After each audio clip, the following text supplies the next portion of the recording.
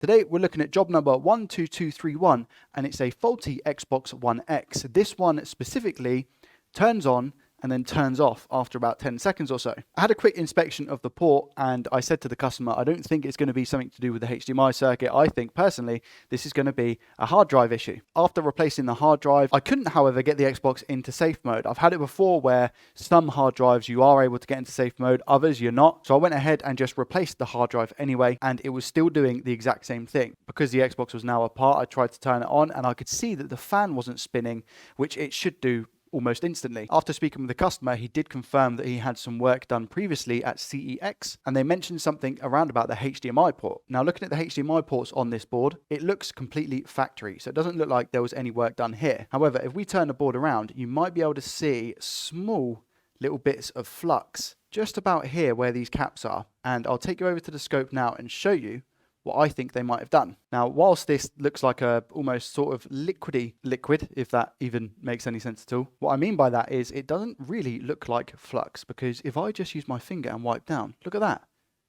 This board hasn't been hot, it's literally stone cold. Here we have an ESD filter, and I don't think that has been changed personally.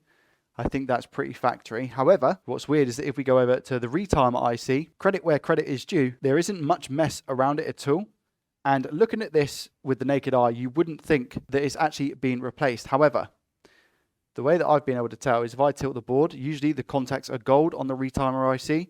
As you can see here, they have been soldered. So this retimer chip has been replaced before. And again, credit where credit is due, it looks really good. Other than the liquidy liquid that I mentioned, it looks like quite a clean job. It is, however, very possible that the retimer IC has gone faulty. And because I know that this has been replaced before, I am just going to swap this out and see if that resolves our issue. So I'm going to go ahead and assume that they've already put leaded solder on the board. Okay, so here we have a TDP158, which is the exact one that we need, not a TDP159 like I may have installed last time doing this. How likely is it that this chip is then causing the Xbox to not power on, or power on, sorry, and then turn off after 10 seconds? Probably not that likely. One thing I kind of jumped ahead on was the actual port itself. I don't see a reason why this wouldn't be working, but I should just test these pins whilst I'm here. Yeah, they all look solid. Doesn't look like there's going to be any issues here. So remember, what we're dealing with is a beep on, beep off issue.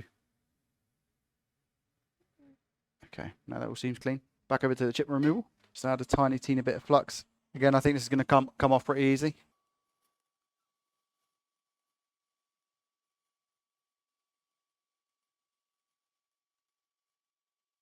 I thought it would come off pretty easy. It seems to be taking a lot of heat, but I know that the Xbox One X boards are quite thick anyway.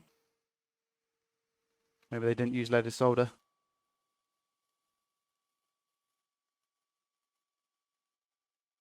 That took a while. We're actually looking okay underneath the chip as well. Whilst we're here, I'm going to apply some more flux. And just give it some leaded.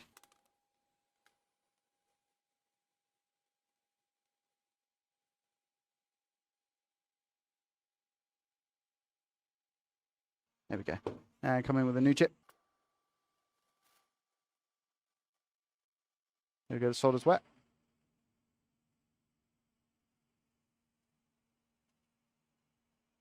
Just going to prod it down. I think that's in a good place. However, as always, going to apply some more flux. Give it a bit of a love tap. And just make sure it's in the right place.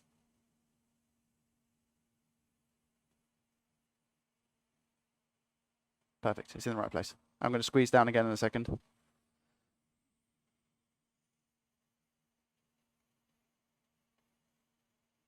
There we go, come off. All right, now I'm going to take my soldering iron, more flux, and just go around the edges to make sure that we have a well-connected chip.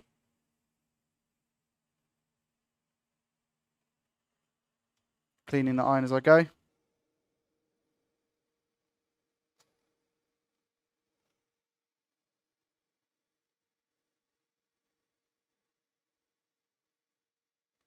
Okay, whilst board is hot, give everything nice clean.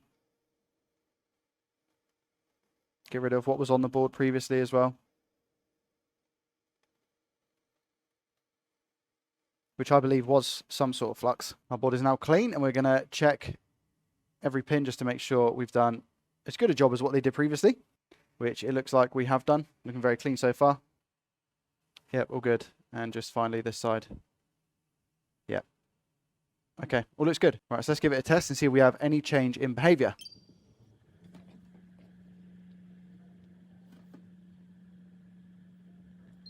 Okay, so I have injected voltage into the board. I injected 12 volts, and the APU was getting really hot, as well as this little chip up here, U16.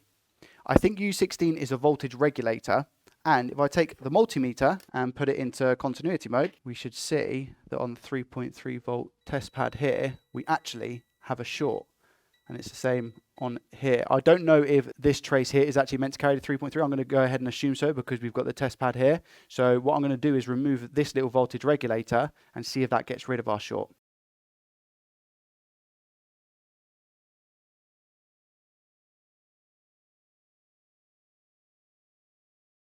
Okay, so has our short gone? Yes, it has. No, it hasn't. Okay, interesting. So we still have a short on the 3.3. Okay. So it must be this capacitor here. So let's take this cap off. That's right. You'll just be in it. Has to be the cap, right? Again, unless we inject on it and it's somewhere else on the line. Unless it goes through. Look, you see those wires? Is that the revision just up above it? I have no idea. Give me 2 secs. Here we go. Okay, that's our short gone now. No, we still have a short on the 3.3 line. So what I can actually do is put these components back on, and I'm going to inject not 3.3 volts. I'll start with 1 volt and see what's going on. Just put these components back real quick. Add a tiny bit of leaded solder here.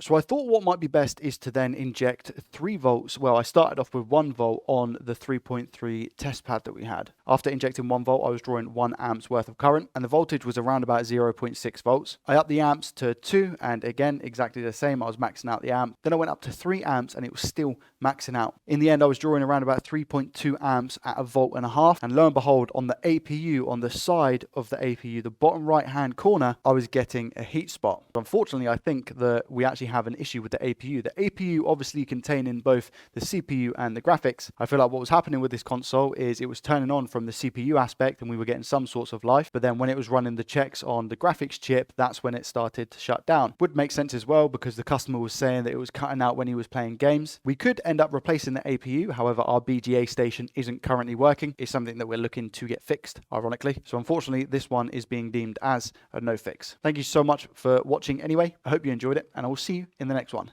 Peace.